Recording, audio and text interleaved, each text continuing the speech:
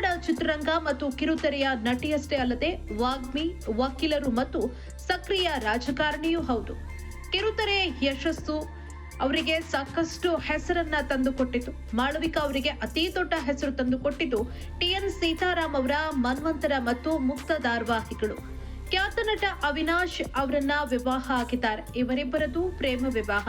ಮನ್ವಂತರ ಮತ್ತು ಇತರೆ ಧಾರಾವಾಹಿಗಳಲ್ಲಿ ಒಟ್ಟಿಗೆ ನಟಿಸುವಾಗ ಇಬ್ಬರ ನಡುವೆ ಪ್ರೀತಿಯಾಗಿ ನಂತರ ವಿವಾಹ ಆದರು.